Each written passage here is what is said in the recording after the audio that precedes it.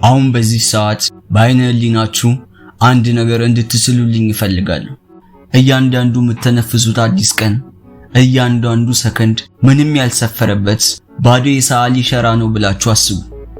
በሌላ በኩል ደግሞ የዚህን ሸራ ዕጣ ፈንታ የምትወስኑበትን ብሩሽ የያዛችሁት እናንተ ናችሁ። ይህ በእጃችሁ ላይ ያለው ብሩሽ በየሰከንዱ የምታደርጓቸው የምርጫዎቻችሁ ምሳሌ ነው። አሁን ወሳኙ ጥያቄ ይህ ነው። በዚህ በነገ ጠዋት ላይ በሚሰጣቸው አዲስ የወረቀት ሸራ ላይ ምን ለመሳል ትመርጣላችሁ? እያንዳንዱ ቀን ራሳችሁን ለማሻሻል፣ አዲስ ክህሎትን ለመማር፣ አስተሳሰባችሁን በማጥራት ህይወታችሁን ወደ ላቀ ደረጃ ለማሸጋገር እንደ መልካም አጋጣሚ ትጠቀሙበታላችሁ ወይስ ደግሞ ዝም ብሎ እንዲያልፍ ትፈቅዱለታላችሁ? እዚህ ጋር ልብ ማለት ያለባችሁ ለውጥ በአጋጣሚ የሚመጣ ነገር አለመሆኑን ነው። ለውጥን ራሳችሁ ሆን ብላችሁ ልትፈጥሩት የሚገባ እውነት ነው። ከህይወት የተማርኩት አንድ ትልቅ እውነት አለ። ስኬት ማለት እጅግ ውስብስብ የሆነ ሳይንስ ሳይሆን በየቀኑ የሚተገበሩ ጥቂት ግን በጣም ቀላል የዲሲፕሊን ህጎች መሆኑን ነው።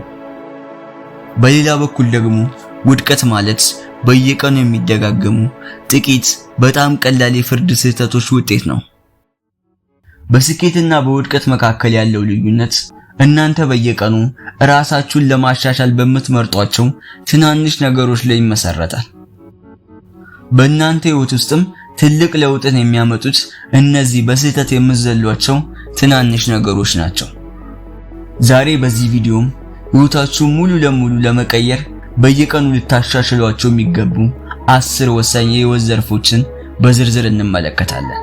እነዚህን 10 ነጥቦች በፍጥነትና በጥልቀት ስለምንመለከት ለመማር ዝግጁ ሁኑ። እነዚህን 10 ትምህርቶች ለረጅም ጊዜ ውጤታማ ከሆኑ ታላላቅ ሰዎች እንዲሁም ከራሴ ህይወት ተሞክሮ በመቅሰም ስኬት በአጋጣሚ ሳይሆን በተግባር የሚገኝ መሆኑን አረጋግጬ ወደ እናንተ አቀርባለሁ። ወደ ዋናው ጉዳይ ስገባ ብዙ ሰዎች ስኬትን እንደ ትልቅ ክስተት ይጠብቁታል። ነገር ግን እውነታው ስኬት የየዕለት ተዕለት ልምምድ ውጤት መሆኑን ነው። ለዚህም ነው እነዚህን 10 ነገሮች መለየት አስፈላጊ ሆነው። ወደ መጀመሪያውና ወደ ወሳኙ ነጥብ ከመግባቴ በፊት አንድ ነገር እርግጠኛ ልሆንላችሁ ፈልጋለሁ።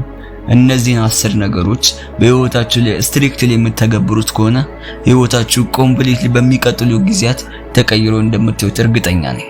እስከ ቪዲዮ መጨረሻ ድረስ አብራችሁን መቆየታችሁን እንዳዘነጉ፣ ምክንያቱም በቪዲዮ መጨረሻ ላይ አንድ የሚገርም እውነታን ስለምትሰሙ። በየቀኑ ልታሻሽሉ ከሚገባው የመጀመሪያውና ወሳኙ ነገር አመለካከታችሁ ነው። አመለካከታችሁ ህይወታችሁን የምትገነቡበት መሰረት ነው። ምናልባት ይህ እኮ ስሜት ብቻ ነው ልትሉኝ ትችላላችሁ። ነገር ግን አመለካከት ስሜት ብቻ አይደለም።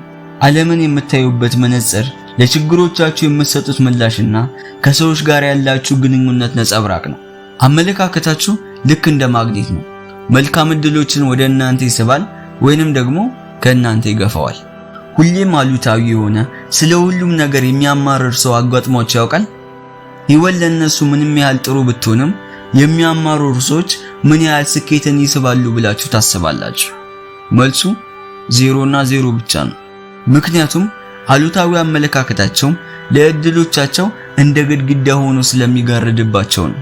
በተቃራኒው አዎንታዊ አመለካከት ያላቸው ሰዎች እድሎቻቸውን ልክ እንደ ማግኔት ይስባሉ። ሰዎችም ከእንደዚህ አይነት ሰዎች ጋር አብሮ መስራት፣ አብሮ መዋልና ለእነሱ እገዛ ማድረግ ይፈልጋሉ።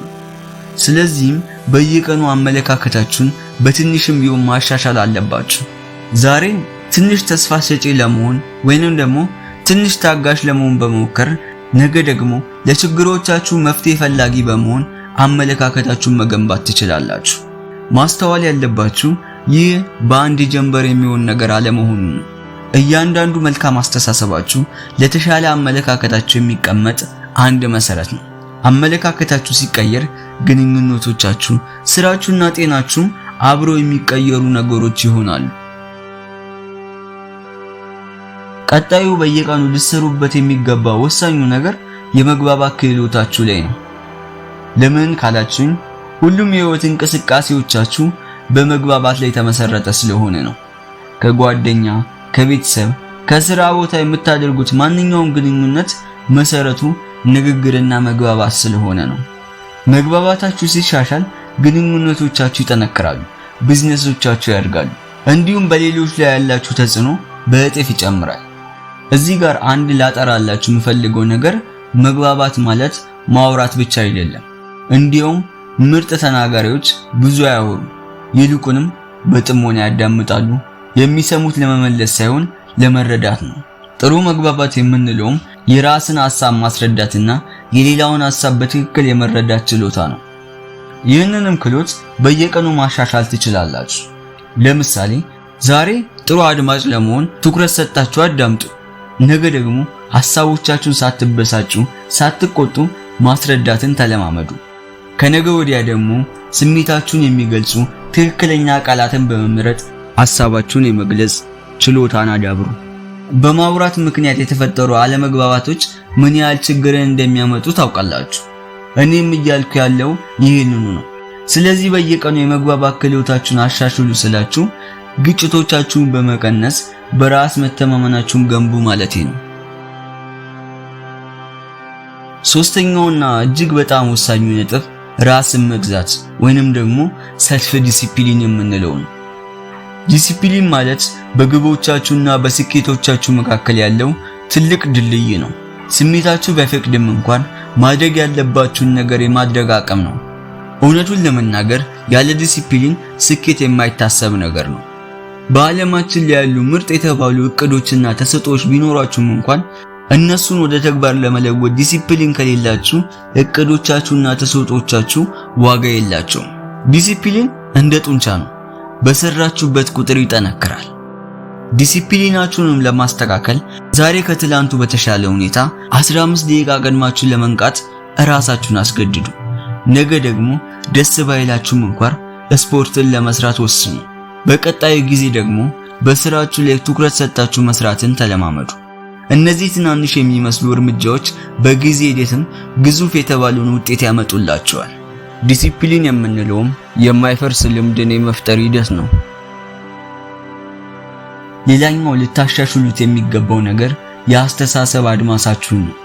ብዙዎቻችን ወደ ኋላ የምንቀረው በውጫዊ ሁኔታዎች ላይ ሳይሆን ስለ ራሳችን ባለን የተሳሳተ እምነት ነው። ይህንን ማድረግ አልችልም ወይንም ደግሞ ብቁ አይደሉም የሚሉ ሐሳቦች አእምሮአችሁን ይገዙታል። ማወቅ ያለባችሁ ግን እነዚህ ሐሳቦች ናቸው እንጂ እውነታዎች አይደሉም። በየቀኑም እነዚህ መጥፎ እምነቶች በአዲስና በሚያበረቱ እምነቶች ለውጧቸው። አልችልም ከማለት ይልቅ እንደምችል እየተማርኩ ነው በሉ። ሁሌም ቢሆን ችግሮቻችሁ ላይ ከማተኮር ይልቅ መፍትሄዎቻችሁ ላይ አተኩሩ። ምክንያቱም አስተሳሰባችሁ ሲቀየር ህይወታችሁም ስለሚቀየር። ጊዜ ለሁላችንም የተሰጠ ብቸኛው ሀብት ነው። ስኬታማ በሆነውና ስኬታማ ባልሆነው ሰው መካከል ያለው ትልቁ ልዩነት የጊዜ አጠቃቀሙ ላይ ብቻ ነው። ጊዜ ውዱ ሀብታችን ነው። ካለፈ አይመለስም። በየዕለቱ የጊዜ አጠቃቀማችሁን ማስተካከል አለባችሁ። ስራ የሚበዛበት ሰው መሆንና ውጤታማ ሰው መሆን የተለያዩ ናቸው። ውጤታማ መሆን ማለት ትክክለኛውን ነገር በትክክለኛው ጊዜ ማድረግ ነው። ቀናችሁን በእቅዳችሁ ጀምሩ። ቅድሚያ የምትሰጧቸውን ነገሮች ለዩ።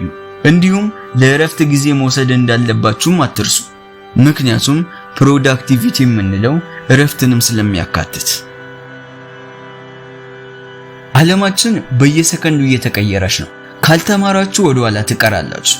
ብዙ ባወቃችሁ ቁጥር ብዙ መስራት ትችላላችሁ።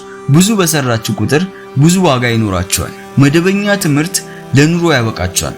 ራስን ማስተማር ግን ሀብታም ያደርጋችኋል። በየቀኑ አዲስ ነገርን ተማሩ፣ አንብቡ፣ አዳምጡ፣ ኮርስን ውሰዱ። ምክንያቱም የተሳካለት ሰው ለመሆን የዘላለም ትምህርትን ስለሚጠይቅ። የገንዘብ ጉዳይ በየቀኑ ትኩረት ሊሰጠው የሚገባ ነገር ነው። የገንዘብ ስኬት ማለት ብዙ ማግኘት ብቻ ሳይሆን ያገኘነውንም በስርዓት ማስተዳደር መቻል ነው። ይህንንም ለማስተካከል ዛሬ ወጪዎቻችሁን በመመዝገብ ጀምሩ። ነገ ደግሞ በጀታችሁን አውጡ። ከምታገኙት በታች ወጪ ለማድረግ ሞክሩ። ያተረፋችሁትን ደግሞ ኢንቨስት አድርጉ። ይህ እንዲህ ሲወራ ቀላል ቢመስልም ጥብቅ የሆነ ዲሲፕሊንን ይጠይቃል። የዛሬን ደስታ ለነገ ነፃነት ስትሉ መስዋዕት ማድረግን ይጠይቃል። ህይወት ማለት እድገት ነው። ካላደጋችሁ ደግሞ ወደ ኋላ እየቀራችሁ ነው። በየቀኑ የተሻለ ሰው ለመሆን ስሩ። ይህ ፍጹም ስለመሆን አይደለም። ራስን ማወቅ፣ ስሜታዊ ብልህነትን ማዳበርና አዳዲስ ክህሎቶችን መማር የዚህ አንዱ አካል ናቸው።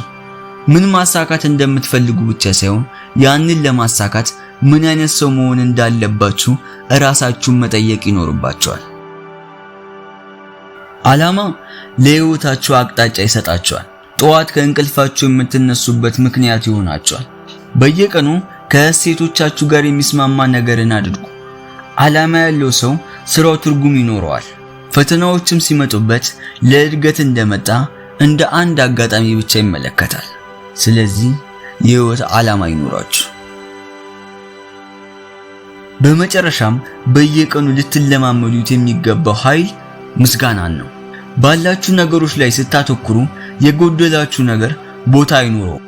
ምስጋና ከአእምሮ ስካርሲቲ ስሜት አውጥቷችሁ የተትረፈረፈ ስሜትን ይተካላችኋል። በቀናችሁ መጥፎ ጊዜ ብታሳልፉም እንኳን በዚያች ቀን አንድ የምታመሰግኑበት ነገር አይጠፋም። ስለዚህ ምስጋናን በየዕለቱ ተለማመዱ። የምስጋና ልምድም ሲኖራችሁ ችግሮቻችሁን የመቋቋም አቅማችሁ ይጨምራል። አሁን ቆም ብላችሁ አስቡ። ስለ አመለካከት፣ መግባባት፣ ዲሲፕሊን፣ አስተሳሰብ፣ ጊዜ፣ ዕውቀት፣ ገንዘብ፣ ስብዕና፣ ዓላማና ምስጋና ተነጋግረናል። ከነዚሁ ዛሬውኑ ማሻሻል የምትጀምሩት የትኛውን ነው? ሁሉንም ነገር በአንዴ ለመቀየር አትሞክሩ፣ በፍጹምም ስለማትችሉ። ስኬት በአንድ ቀን የሚመጣ ነገር አይደለም። እውነቱ ያለው በየቀኑ በሚደረጉ ትናንሽ እርምጃዎች ላይ ነው። ከዚህ ቪዲዮ ውስጥ ይህንን ዋና ነጥብ ልብ እንድትሉልኝ ይፈልጋለሁ። ህይወት ጉዞ እንጂ መዳረሻ አይደለችም። ይህ ጉዞ የተገነባውም በየቀኑ በምትወስናቸው ትናንሽ እርምጃዎች ላይ ነው። በየቀኑ ከትላንቱ የተሻለ ሰው ለመሆን ስትጥሩ ጉዞው ራሱ ሽልማት እንደሆነ ትረዳላችሁ። ስኬትን የምታሳድዱት ነገር አይደለም፣ እናንተ በመገነቡት ማንነት ወደ እናንተ የምትስቡት ነገር እንጂ።